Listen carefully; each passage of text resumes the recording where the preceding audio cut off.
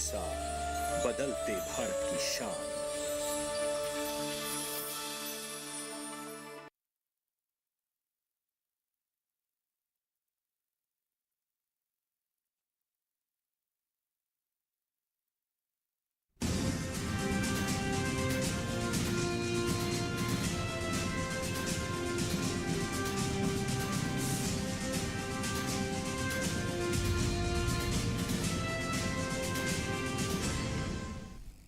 नमस्कार, किसान समाचार में आपका स्वागत है। मैं हूं रेशमा आपके साथ। आइए नजर डालते हैं इस वक्त की हेडलाइंस पर।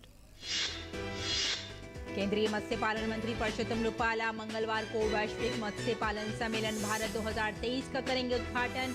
सार्थक चर्चा, बाजार अंतर्दृष्टि और नेटवर्किंग के लिए प्रमुख हितधारकों को एक साथ मंच पर लाना है सम्मेलन का उद्देश्य। राष्ट्रीय राजधानी दिल्ली में गंभीर वायु प्रदूषण के बीच खुले स्कूल, अन्य गतिविधियां और सभाएं आयोजित करने पर अभी है पाबंदी। दिल्ली और एनसीआर में वायु प्रदूषण लगातार खतरनाक स्तर पर।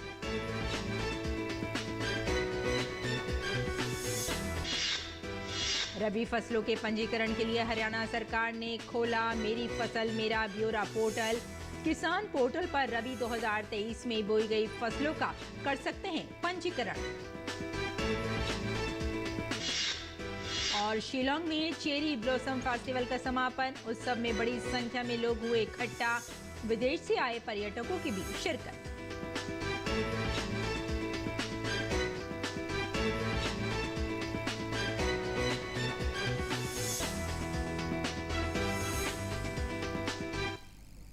और अब समाचार विस्तार से। अहमदाबाद के गुजरात साइंस सिटी में 2 दिवसीय मेगा कार्यक्रम ग्लोबल फिशरीज कॉन्फ्रेंस इंडिया 2023 का आयोजन किया जा रहा है। केंद्रीय मत्स्य पालन, पशुपालन और डेयरी मंत्री परषोत्तम रुपाला मंगलवार को ईसा का उद्घाटन करेंगे। मत्स्य पालन और जलीय कृषि संपदा का उत्सव की थीम पर आधारित सम्मेलन का उद्देश्य सार्थक चर्चा, बाजार की परख और नेटवर्किंग के लिए प्रमुख हितधारकों को एक मंच पर एक साथ लाना है। इस उद्घाटन समारोह में गुजरात के मुख्यमंत्री श्री भूपेंद्र भाई पटेल, राज्य मत्स्य पालन, पशुपालन और डेयरी, सूचना और प्रसारण राज्य मंत्री डॉक्टर एल मुरुगन और मत्स्य पालन, पशुपालन और डेयरी राज्य मंत्री डॉक्टर संजीव कुमार बालियान लगभग 10 देशों के उच्च स्तरीय प्रतिनिधि मंडल, अंतर्राष्ट्रीय संगठनों के प्रतिनिधि, मत्स्य पालन संघ, मछुआरे और अन्य गणमान्य व्यक्ति उपस्थित होंगे। इस अवसर पर गुजरात के मत्स्य पालन क्षेत्र के मुख्य विकास के संदर्भ में राज्य की अंतर्देशीय जलाशय पट्टा नीति लॉन्च की जाएगी। उद्घाटन सत्र में गुजरात की राज्य मछली की आधिकारिक घोषणा, समुद्र दुर्घटना बीमा योजना, दावा चेक का वितरण और केसीसी कार्ड, पोत संचार के लिए ट्रांसपोंडर और लाभार्थियों के लिए सहायता प्रणाली और एक पुस्तिका स्टेट फिशरीज ऑफ इंडिया और मत्स्य पालन सांख्यिकी पर एक पुस्तिका का विमोचन किया जाएगा। इस अवसर पर विश्व मत्स्य पालन दिवस पर पुरस्कार भी वितरित किए जाएंगे। सम्मेलन की मुख्य विशेषताओं में केंद्रीय मत्स्य पालन मंत्री रुपाला के नेतृत्व में अंतर्राष्ट्रीय गोलमेज बैठक का आयोजन शामिल है। इस उच्च स्तरीय वार्ता में विभिन्न देशों के राजदूत और विभिन्न अंतर्राष्ट्रीय एजेंसियों के प्रतिनिधि शामिल होंगे, जो जलवायु संकट सहित कई महत्वपूर्ण चुनौतियों के बीच इस क्षेत्र की निरंतरता को कायम रखने के लिए अंतर्राष्ट्रीय सहयोग पर ध्यान केंद्रित करेंगे। सरकार द्वारा किसान हित में चल रही विभिन्न योजनाओं का लाभ वास्तविक किसानों को मिल सके, साथ ही उपज को मंडियों में न्यूनतम समर्थन मूल्य पर बेचा जा सके, इसके लिए किसानों को पंजीकरण करना होता है। इस कड़ी में हरियाणा सरकार ने रबी फसलों के पंजीयन के लिए मेरी फसल मेरा ब्यौरा पोर्टल खोल दिया है। राज्य के किसान पोर्टल पर रबी 2023 में बोई गई फसलों का पंजीकरण कर सकते हैं। बता दें कि सरकार ने इस वर्ष पोर्टल पर पंजीकरण की प्रक्रिया में परिवर्तन किया है। इस विषय में कृषि तथा किसान कल्याण विभाग ने जानकारी देते हुए बताया कि राज्य सरकार ने वर्ष 2023 के फसल पंजीकरण में पंजीकृत भूमि का मालिकाना हक रखने वाले किसानों के हितों को ध्यान में रखते हुए एवं कृषि विभाग से संबंधित योजनाओं का लाभ योग्य किसानों को समय पर उपलब्ध करवाने हेतु फसल पंजीकरण के तरीके में बड़ा बदलाव किया है। हरियाणा में किसानों को कृषि उत्पादों को मंडियों में बेचने तथा कृषि योजनाओं का लाभ लेने के लिए अनिवार्य रूप से पंजीकरण कराना होता है। इस वर्ष किसानों को रबी फसलों के पंजीकरण के लिए परिवार पहचान पत्र या आधार संख्या से जुड़े पंजीकृत मोबाइल नंबर पर OTP प्राप्त होगा। इसके बाद ही किसान फसल पंजीकरण करा सकेंगे। विभाग ने किसानों से अनुरोध किया है कि यदि किसी कारण से परिवार पहचान पत्र या आधार संख्या से जुड़ा हुआ पंजीकृत मोबाइल नंबर सही काम नहीं कर रहा है तो नजदीकी कॉमन सेवा केंद्र CSC पर जाकर सही मोबाइल संख्या दर्ज कराएं। राष्ट्रीय राजधानी दिल्ली में गंभीर वायु प्रदूषण के बीच आज स्कूल फिर से खुल गए हैं। इससे पहले ग्रेप 4 के तहत लागू प्रतिबंधों को वायु गुणवत्ता प्रबंधन आयोग ने शनिवार को हटा लिया था। दिल्ली शिक्षा निदेशालय ने आधिकारिक नोट जारी कर 18 नवंबर को इसकी जानकारी दी थी। हालांकि अभी अन्य गतिविधियां और सभाएं आयोजित करने के आदेश नहीं हैं। हालांकि स्कूल खोलने के साथ ही बच्चों के अभिभावकों से एहतियातन बरतने के लिए कहा गया है।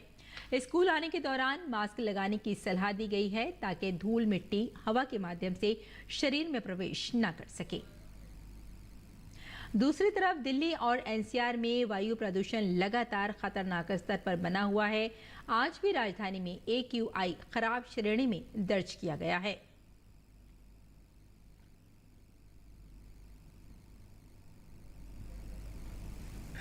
जम्मू कश्मीर में श्रीनगर सोमवार सुबह लगातार तीसरे दिन घने कोहरे से ढका रहा।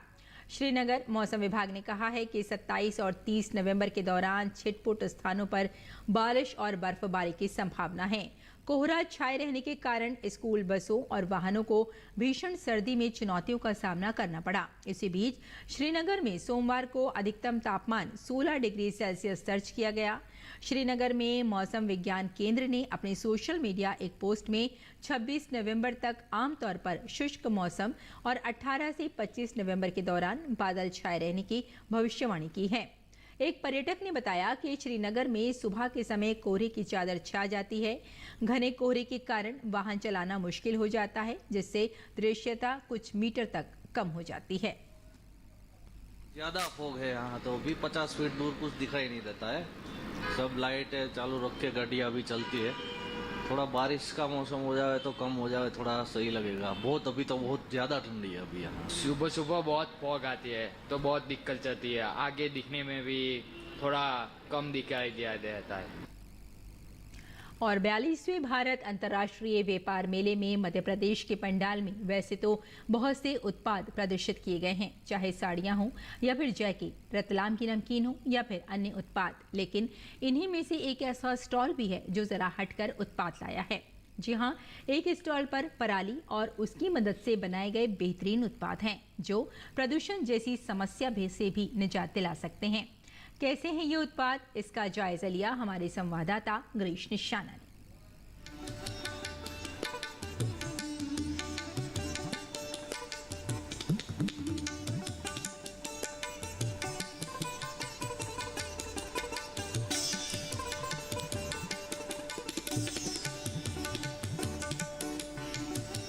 भारत अंतर्राष्ट्रीय व्यापार मेले में एक से बढ़कर एक उत्पाद देखे जा सकते हैं। पराली से बने कुछ उत्पाद यहाँ पर मौजूद हैं। प्रदीप पांडे हमारे साथ हैं, बात करते हैं। पराली की जो समस्या है, पराली जो किसान एग्रीकल्चर वेस्ट जो जला रहा है, उससे हम लोग, जैसे मोदी जी बोलते हैं कचरे से कंचन, तो हम लोग उसी कचरे से कुछ प्रोडक्ट बना रहे हैं। जैसे हमने, आप देखिए, उस पराली पे हम मशरूम ग्रो करते हैं। उस मशरूम में क्योंकि 30 ग्राम प्रोटीन है, विटामिन डी है, इंडिस्ट है, उसके बाद जो उसका पराली जो बच जाती है उसका हम इस तरह से आर्टिकल्स बना रहे हैं जो कि प्लास्टिक को भी रिप्लेसमेंट करेगा। और जो हमारे जो फार्मर्स है क्यों जलाते हैं, उनको वैल्यू नहीं मिलती। अगर हम उस फार्मर से पराली खरीदेंगे तो वो क्यों जलाएंगे, तो हम एक कंप्लीट सोल्यूशन दे के रखें। जैसे हमने इसमें बहुत सारे प्रोडक्ट भी बनाए हैं, आप ये देखेंगे।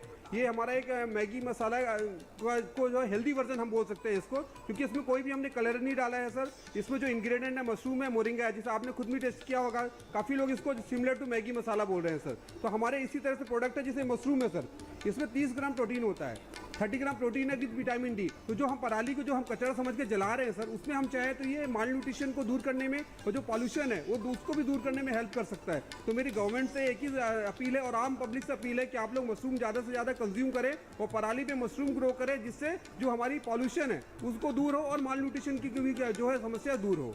इसके अलावा ये जो बहुत सारे आर्टिकल्स हमने बनाए हैं, आप देखेंगे ये आप आर्टिकल्स देख रहे होंगे, पराली से बने हुए सारे आर्टिकल्स हैं। इसमें बहुत सारे आर्टिकल्स हैं क्योंकि हमने यहाँ पे स्टॉल लगाया है, उसमें फूड भी है, तो बहुत सारे हमने लेके यहाँ पे नहीं आए, लेकिन हमारे पास बहुत सारी रेंज है जो कि हम पराली से बनाए हुए प्रोडक्ट को यूज़ कर रहे हैं। तो अगर आप भी अंतर्राष्ट्रीय व्यापार मेले में आ रहे हैं तो पराली से बने उत्पाद देखना ना भूलें, क्योंकि जिस तरह से पराली दिल्ली के अंदर एक प्रदूषण की समस्या बनी हुई है, उससे निजात पाने का एक अच्छा तरीका आज इस स्टॉल पर दिखाया गया है। कैमरामैन आनंद कुमार के साथ गिरीश निशाना, डीडी न्यूज, दिल्ली। 42वें भारत अंतर्राष्ट्रीय व्यापार मेले में इस बार केरल के अलावा बिहार को भी साझेदार राज्य बनाया गया है। बिहार के पंडाल में मिथिला पेंटिंग और भागलपुरी सिल्क के अलावा उभरते उद्यमियों और स्टार्टअप को भी मौका दिया गया है।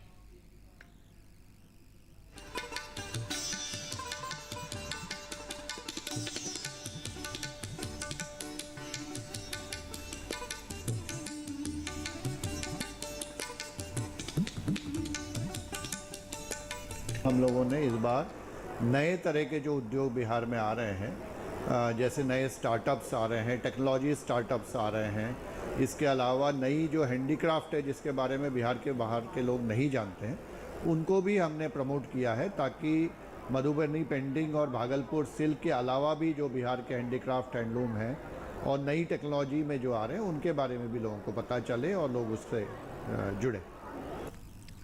मेघालय में शिलांग शहर की सड़कों और गलियों की खूबसूरती में 4 चांद लगाने वाले चेरी ब्लॉसम फेस्टिवल का समापन हो गया है। रेभोई जिले के मदन कुरकलांग भोईरेम्बोग में इस उत्सव में बड़ी संख्या में लोग इकट्ठे हुए। कलाकारों के प्रदर्शन से खुश होकर लोगों ने नारे भी लगाए। चेरी ब्लॉसम फेस्टिवल 17 से 19 नवंबर तक जारी रहा। इस फेस्टिवल में कई कार्यक्रम आयोजित किए गए। इस फेस्टिवल का क्रेज ऐसा रहा कि देश में ही नहीं विदेश में भी लोग इसे देखने आए। हिमाचल प्रदेश में भी विकसित भारत संकल्प यात्रा को भरपूर जन समर्थन मिल रहा है। इस यात्रा के पहले चरण में 3 जनजातीय जिलों जिसमें किन्नौर, चंबा और लाहौल स्पीति में विकसित भारत संकल्प यात्रा निकाली जा रही है। बीते दिनों राज्यपाल श्री प्रताप शुक्ल ने चंबा जिले से इस यात्रा को हरी झंडी दिखाकर रवाना किया था। समावेशी विकास के दृष्टिकोण पर आधारित इस यात्रा के माध्यम से ये सुनिश्चित करने का भी प्रयास किया गया है कि सरकार की योजनाओं का लाभ सभी तक पहुंचे। देश भर की तरह हिमाचल प्रदेश में भी विकसित भारत संकल्प यात्रा को भरपूर जन समर्थन मिल रहा है। पहले चरण में 3 जनजातीय जिलों किन्नौर, चंबा और लाहौल स्पीति में विकसित भारत संकल्प यात्रा निकाली जा रही है। 15 नवंबर को राज्यपाल शिव प्रताप शुक्ल ने चंबा जिले के भरमौर से हरी झंडी दिखाकर यात्रा को रवाना किया था। इसी क्रम में शुक्रवार को किन्नौर जिले के सुंगरा ग्राम पंचायत में स्थानीय लोगों ने उत्साहपूर्ण तरीके से यात्रा का स्वागत किया। उपस्थित लोगों को केंद्र की जनजातीय कल्याण की योजनाओं की जानकारी दी गई। दूसरी तरफ स्पीति के लोसर में भी जनजातीय समुदाय के लोगों ने रंगारंग नृत्य प्रस्तुत कर यात्रा का स्वागत किया।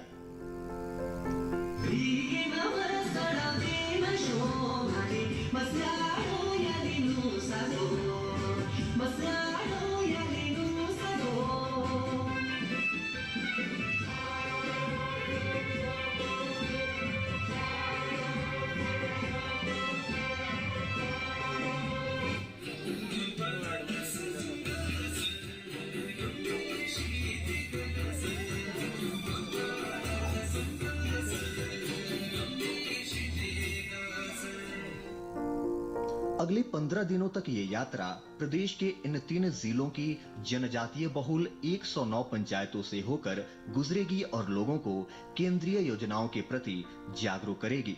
साथ ही उनकी समस्याओं के निवारण के लिए कैंप भी लगाए जाएंगे। Bureau report, DD news, Himachal Pradesh. Uttarakhand के उधम सिंह नगर जिले में विकसित भारत संकल्प यात्रा पहुंची, जहां लोगों ने यात्रा का जमकर स्वागत किया। इस अवसर पर मत्स्य विभाग, बाल विकास विभाग और स्वास्थ्य विभाग सहित अन्य विभागों ने अपने अपने स्टॉल्स भी लगाए थे, जिसमें लोगों को जन कल्याणकारी योजनाओं के बारे में जानकारी दी गई। संकल्प यात्रा के दौरान ग्रामीणों ने विकसित भारत बनाने की शपथ भी ली। कार्यक्रम में मौजूद लोगों को राष्ट्रपति और प्रधानमंत्री का विकसित भारत को संबोधन भी सुनाया गया। इसमें स्वास्थ्य विभाग की ओर से आयोजित हेल्थ कैंप में ग्रामीणों की शुगर, टीबी सहित कई अन्य जांच की गई। इस दौरान आयुष्मान योजना के अंतर्गत कई लोगों के कार्ड के साथ उज्ज्वला योजना के अंतर्गत महिलाओं ने अपना पंजीकरण भी करवाया। विकसित भारत संकल्प यात्रा के क्रम में केंद्रीय मंत्री अश्वनी कुमार चौबे झारखंड के दुमका जिले के गोपीकांदर और काठीकुंड गांव पहुंचे। इस दौरान अश्वनी कुमार चौबे जनजातीय परंपराओं और सांस्कृतिक के रंग में रंगे नजर आए। प्रधानमंत्री नरेंद्र मोदी का जनजातीय समुदायों से आत्मीय लगाव रहा है। प्रधानमंत्री की पहल पर झारखंड के खूंटी से देशव्यापी विकसित भारत संकल्प यात्रा की शुरुआत की गई है, जो राज्य के संथाल परगना के सुदूर आदिवासी गांव पंचायतों में भी निरंतर पहुंच रही है। विकसित भारत संकल्प यात्रा में शामिल होने दुमका पहुंचे केंद्रीय पर्यावरण, वन एवं जलवायु परिवर्तन तथा उपभोक्ता मामलों के राज्य मंत्री अश्वनी कुमार चौबे भी जनजातीय परंपराओं और सांस्कृतिक रंग में रंगे नजर आए। उन्होंने जनजातियों के पारंपरिक वाद्य यंत्र टमक को गले में डालकर उसे बजाया। केंद्रीय राज्य मंत्री को अपने बीच पाकर दर्जनों गांव के हजारों लोग खुशी से झूम उठे तथा उनका पारंपरिक तरीके से स्वागत किया।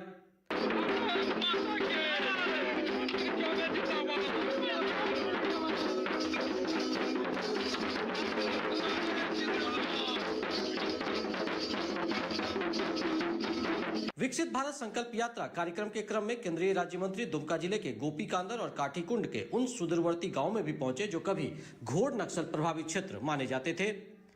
इस दौरान उन्होंने ग्रामीणों से संवाद करते हुए कहा कि प्रधानमंत्री ने पूरे देश के जनजातीय आदिवासी भाई बहनों और समाज के विभिन्न वर्गों को विकास की मुख्य धारा से जोड़ने के लिए देश के लगभग 250 जिलों में विकसित भारत संकल्प यात्रा की शुरुआत की है।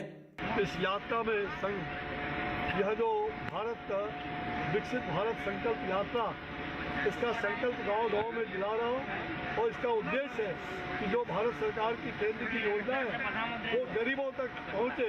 श्री चौबे ने इस दौरान लोगों को केंद्र प्रायोजित योजनाओं की जानकारी दी, साथ ही उन्हें योजनाओं का लाभ लेने के लिए प्रेरित भी किया।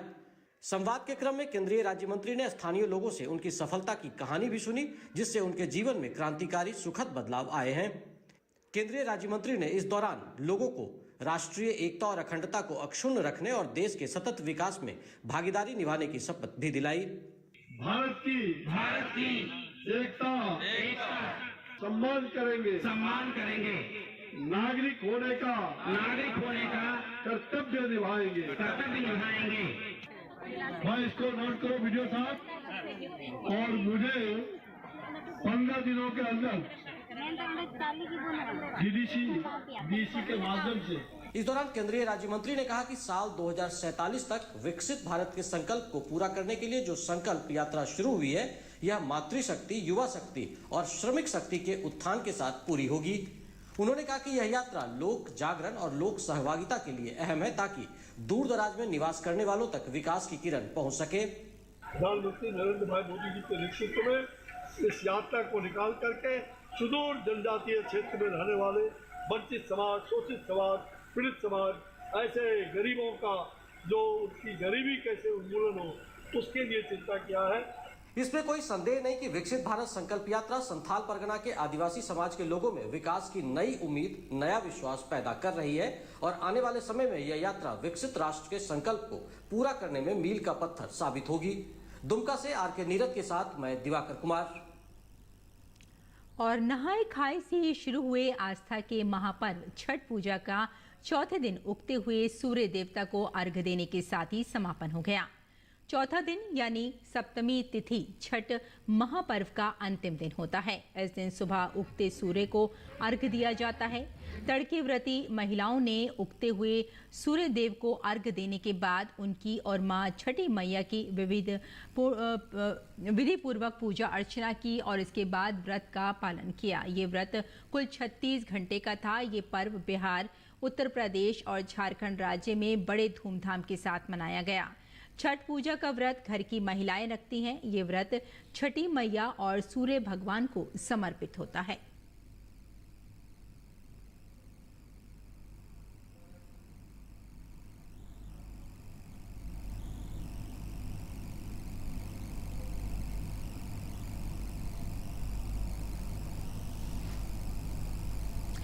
और आइए अब जानते हैं कि इस मौसम में किसान कैसे रखें अपनी खेती का ख्याल।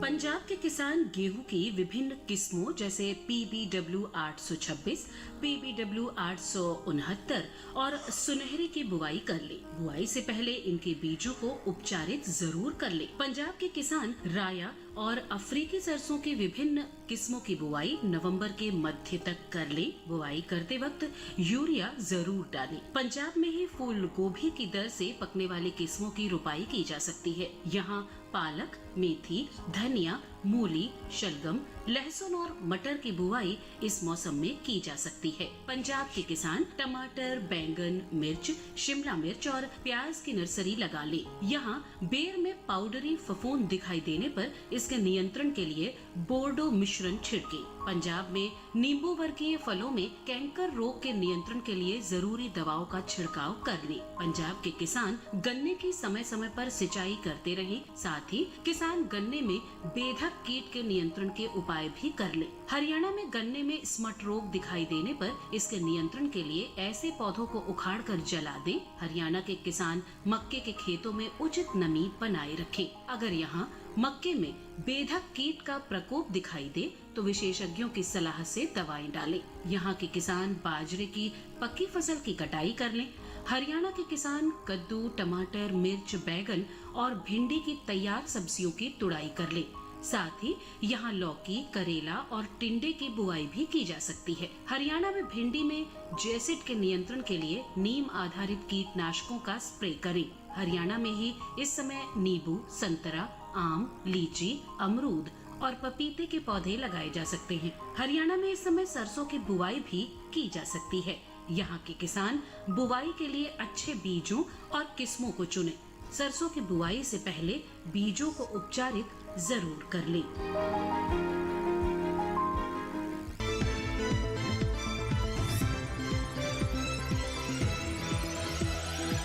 किसान इस समय खेतों में फूल गोभी की बुआई कर सकते हैं। फूल गोभी की पूसा मेघना और पूसा कार्तिक संकर किस्मों की बुआई इस समय की जा सकती है। पूसा मेघना दिल्ली और हरियाणा के लिए काफी अच्छी रहती है। इस किस्म की 1 हेक्टेयर में 125 क्विंटल तक फसल ली जा सकती है। पूसा मेघना का आकार मध्यम होता है। इसमें हरे डंठल होते हैं और पूरे किनारे वाली पत्तियां होती हैं। इसके फूल का रंग सफेद होता है। वहीं पूसा कार्तिक संकर की बुआई पंजाब, उत्तर प्रदेश, बिहार, झारखंड, पश्चिम बंगाल और असम में की जा सकती है। इस किस्म की 1 हेक्टेयर में 149 क्विंटल तक की पैदावार ली जा सकती है। इसका आकार मध्यम, फूल सफेद और वजन 475 ग्राम तक होता है। बुआई से पहले खेत को अच्छी तरह जोतकर समतल जरूर कर लें। बुआई करते समय पौध से पौध की दूरी 45 सेंटीमीटर और कतार से कतार की दूरी 30 सेंटीमीटर रखें। 1 हेक्टेयर के लिए 400 से 500 ग्राम बीज काफी रहेंगे। फूल गोभी को अधिक खाद और उर्वरक की जरूरत होती है। जब पौध 4 से 6 हफ्ते की हो जाए तो उनकी रोपाई कर लें। रोपाई के तुरंत बाद और फिर 7 से 10 दिन के अंतराल पर सिंचाई करें। इसके अलावा खरपतवार पर काबू पाने के लिए महीने में 2 बार निराई जरूर करें। ऐसा करने से फसल अच्छी होगी। फसल को सुंडी और हीरक पतंगा से बचाने के लिए स्पाइनोसैट दवा की 2 मिलीलीटर यानी 2 छोटे चम्मच मात्रा को 10 लीटर पानी में मिलाकर छिड़काव करें। इसके अलावा रस चूसने वाले कीटों की रोकथाम के लिए थायोमेथेक्साम की 2 ग्राम मात्रा यानी 1 छोटा चम्मच को 10 लीटर पानी में मिलाकर छिड़काव करें।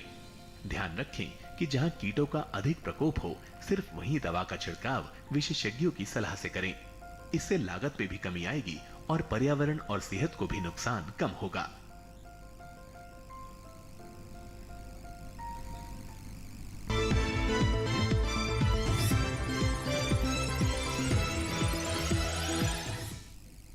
और खेती किसानी के साथ साथ आइए नजर डाल लेते हैं कुछ और महत्वपूर्ण खबरों पर। खास खबर में राष्ट्रपति द्रौपदी मुर्मू ओडिशा के दौरे पर हैं। राष्ट्रपति बारीपदा में अखिल भारतीय संथाली लेखक संघ सम्मेलन और साहित्यिक महोत्सव के उद्घाटन सत्र में शामिल हुए। प्रधानमंत्री नरेंद्र मोदी ने उत्तराखंड के मुख्यमंत्री पुष्कर सिंह धामी से फोन पर बातचीत कर सिलक्यारा सुरंग में फंसे श्रमिकों के लिए चल रहे राहत और बचाव कार्यों की जानकारी ली। पीएम मोदी ने कहा कि केंद्र सरकार की ओर से जरूरी बचाव उपकरण और संसाधन उपलब्ध कराए जा रहे हैं। इस बीच सुरंग में फंसे हुए पीड़ितों को बाहर निकालने के लिए बचाव अभियान के तहत भारी मशीनें सिलक्यारा सुरंग में पहुंच गई हैं। इंटरनेशनल टनलिंग अंडरग्राउंड स्पेस के अध्यक्ष प्रोफेसर आर्नोल्ड डिक्स सिलक्यारा सुरंग में पहुंचे। उन्होंने इस सुरंग के मुख्य द्वार पर बने एक मंदिर में पूजा अर्चना भी की। राजस्थान में 25 तारीख को विधानसभा के चुनाव हैं और अब यहां प्रचार अभियान लगभग आखिरी दौर में है। प्रधानमंत्री मोदी लगातार राजस्थान के रण में पूरी ताकत के साथ प्रचार अभियान में डटे हैं। कांग्रेस पार्टी ने भी जोर शोर के साथ प्रचार अभियान चला रखा है। मुख्यमंत्री अशोक गहलोत अपनी 7 गारंटियों के जरिए फिर एक बार सत्ता में लौटने का सपना देख रहे हैं, तो वहीं मल्लिकार्जुन खड़गे और राहुल गांधी भी उनके साथ प्रचार में जुटे हैं।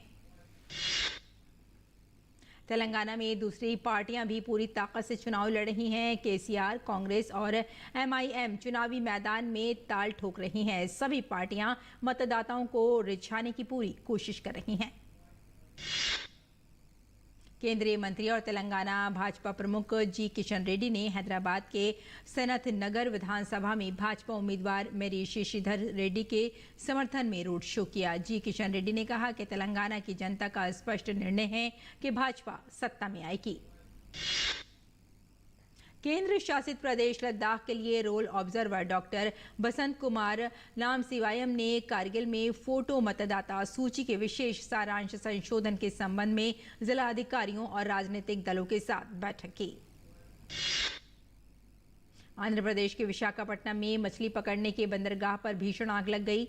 आग 40 नावों तक फैल गई। पुलिस केस दर्ज कर मामले की जांच कर रही है। विकसित भारत संकल्प यात्रा कार्यक्रम के तहत केंद्रीय मंत्री सर्बानंद सोनोवाल असम में बक्सा के बारीमखा इलाके में सार्वजनिक बैठक में शामिल हुए। बक्सा असम के उन 3 जिलों में से एक है जहां यात्रा निकाली जा रही है। सुप्रीम कोर्ट ने केरल सरकार की याचिका पर केंद्र सरकार और राज्यपाल ऑफिस को नोटिस जारी किया है। केरल सरकार ने राज्यपाल पर अपने पास लंबित बिल पर फैसला लेने में देरी का आरोप लगाते हुए सुप्रीम कोर्ट का रुख किया है। तो किसान समाचार में फिलहाल इतना ही। अनुमति दें। नमस्कार।